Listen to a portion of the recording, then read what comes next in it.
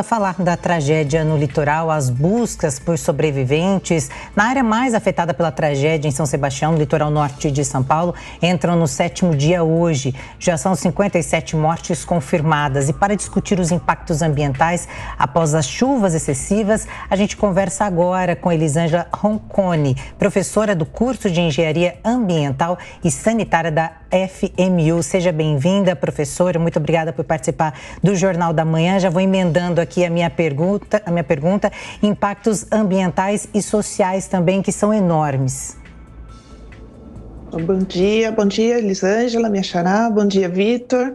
De fato, né, é impossível a gente discutir uma tragédia como essa e falar apenas em impactos ambientais quando você dá um número tão triste como esse, de que nós já temos 57 mortos e sabendo que esse número vai subir, porque ainda tem muitas pessoas desaparecidas. Então, de fato, são impactos socioambientais e são causa e consequência, né, de um mesmo fator e de uma tragédia anunciada, como já vem sendo falado aí há bastante tempo, desde que isso aconteceu. Aliás, desde antes disso acontecer, já falávamos, né, dessa possibilidade, dessas tragédias, enfim, né? Isso talvez seja o nosso novo normal, né, infelizmente.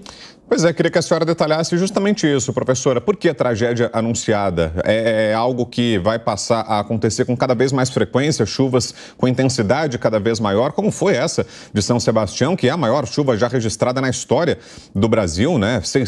Mais de 600 milímetros de chuva. Até pela primeira vez, quando eu vi esse dado, eu até achei que tivesse errado, professora. Tão grande é esse volume, a gente está acostumado a ver a chuva sendo medida na casa de dezenas, né? Imaginei que talvez fossem 60 milímetros. Quando eu vi o número 600 milímetros, eu até achei que tivesse errado, mas foi isso mesmo, mais de 600 milímetros de chuva, é muito intensa, né? É uma chuva de proporção que a gente não pode nem imaginar, e a tendência é que isso seja cada vez mais frequente, professora?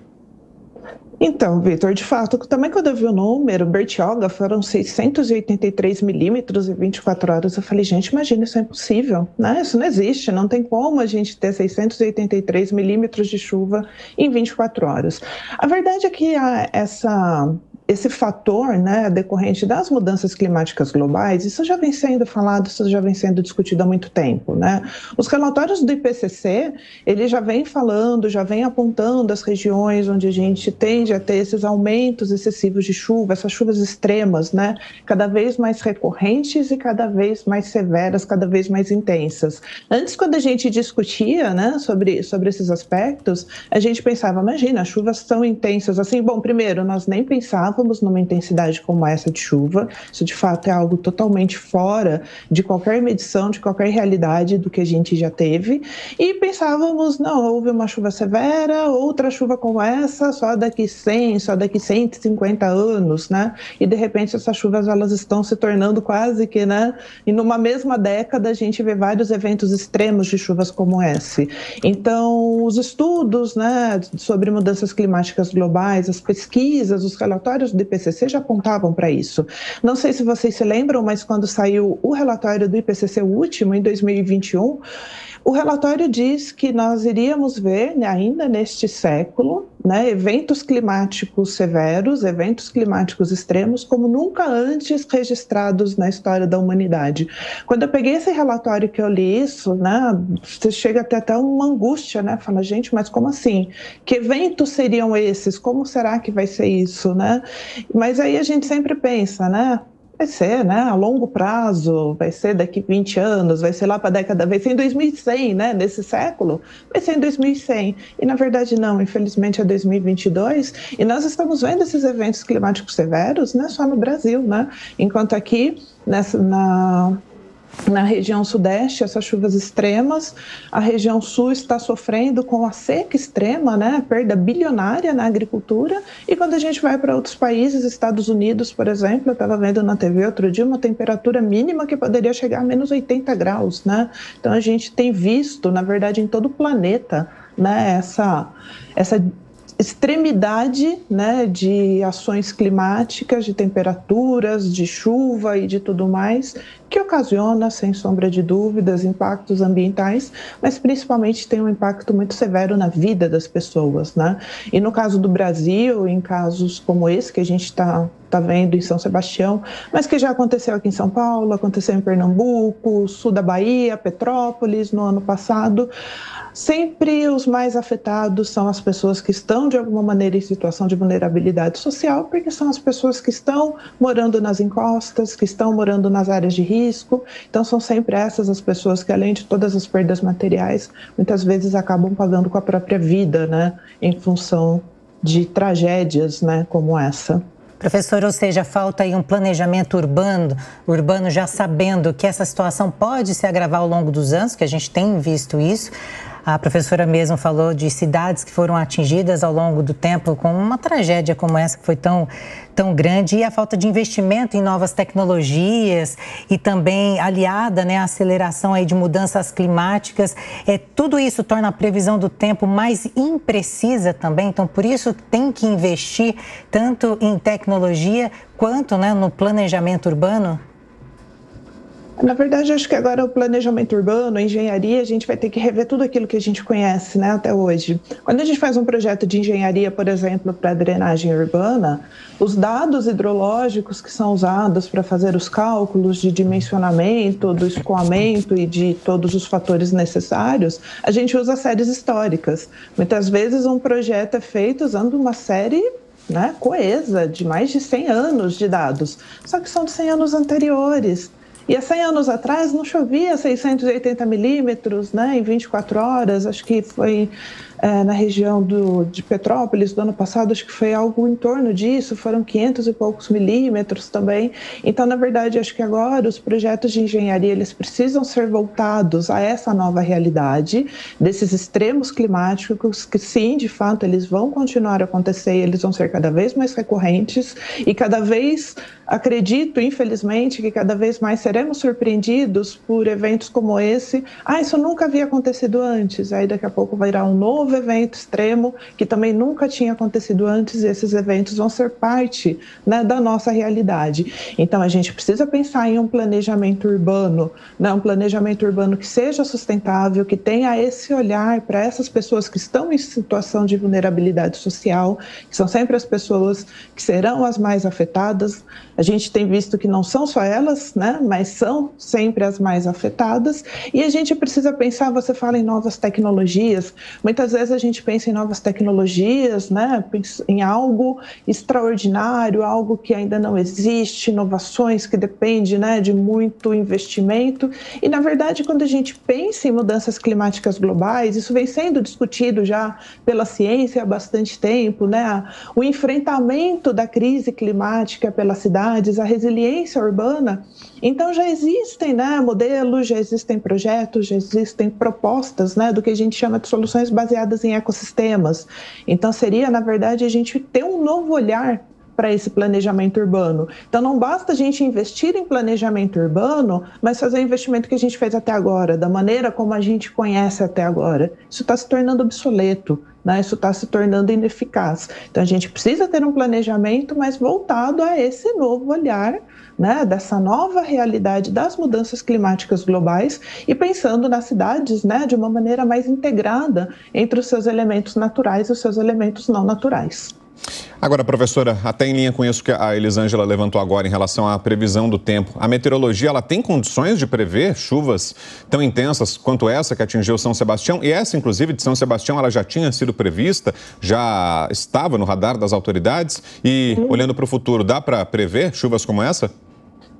Dá para ver, nós temos tecnologia para isso, tanto que você mesmo mencionou, Vitor, né? Dois dias antes da tragédia, o governo, a Defesa Civil já estava sendo alertada. Olha, vai vir chuvas fortes. Eu acho que nem eles tinham condições de cravar, né, que seria numa intensidade como foi, né? Mas a gente tem condições, sim, de prever chuvas extremas, a gente tem condições de prever chuvas severas, e não só chuvas, né? Não vamos esquecer também que daqui a pouco nós vamos entrar na estação seca e a gente vai passar a ter no Brasil, como já está acontecendo no Rio Grande do Sul, as secas extremas, as secas severas, que também levam a perdas, né? Perdas econômicas, perdas de produção de alimento, que também, mais uma vez, sempre o reflexo disso são nas pessoas mais vulneráveis, né? Nas pessoas que estão em alguma situação de vulnerabilidade econômica e social.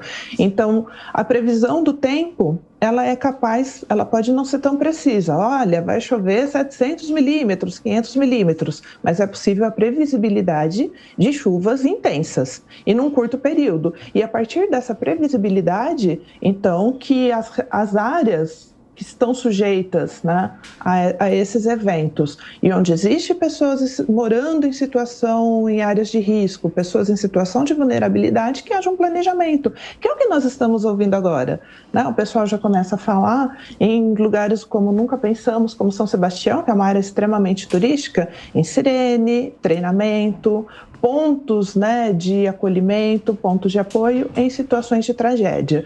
Eu acho que isso tudo é importante, mas não basta a gente pensar numa situação que vá promover o acolhimento das pessoas pós-tragédia. Eu acho que a gente precisa se preparar de tal maneira que quando isso aconteça, porque vai acontecer, que essas pessoas não necessitem de toda essa rede de apoio, né? Que as pessoas, de alguma maneira, elas possam estar em segurança. Então, o IPT, né?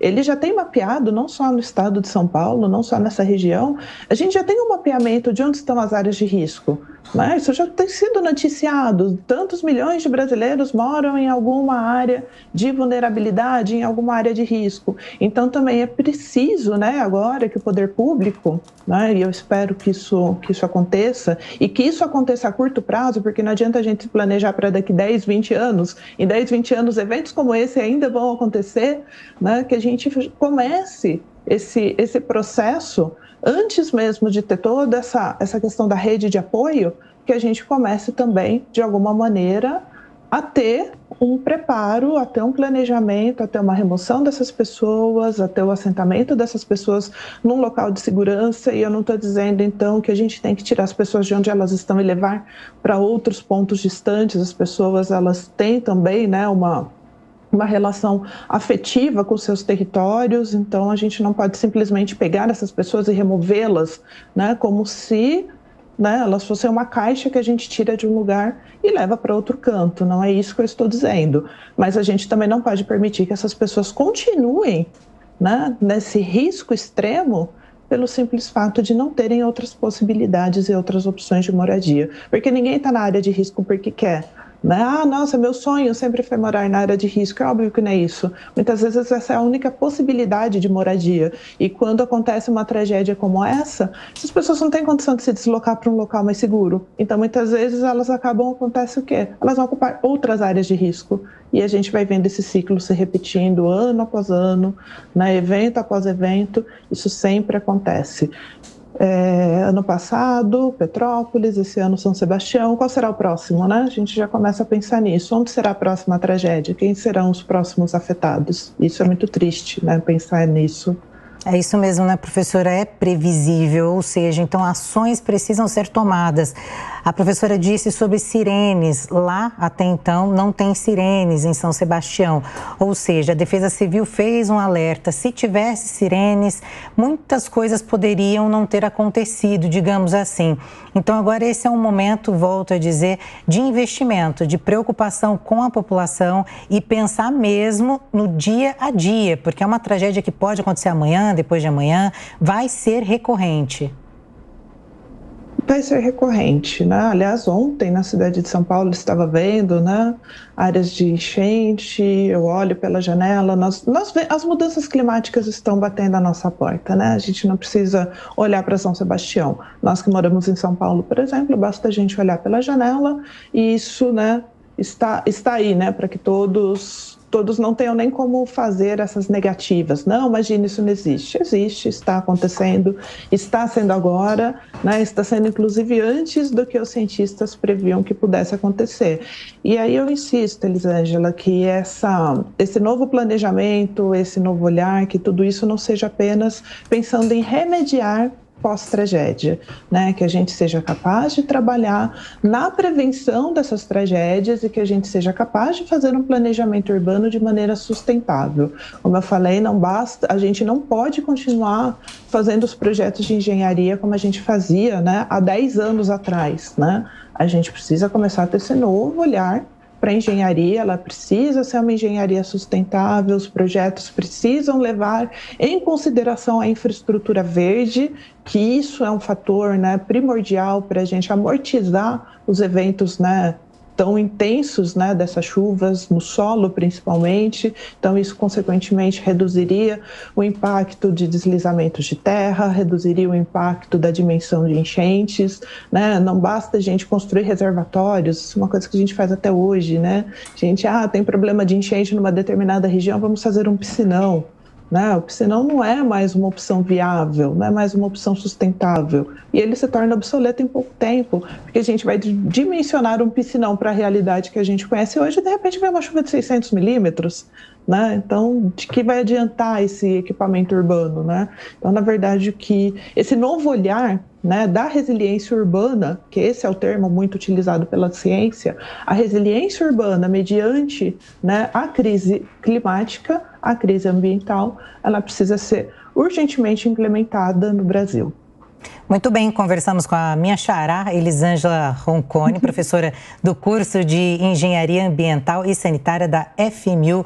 Muito obrigada, professora, pelas suas informações aqui no Jornal da Manhã. Obrigado, gente. Nós que agradecemos.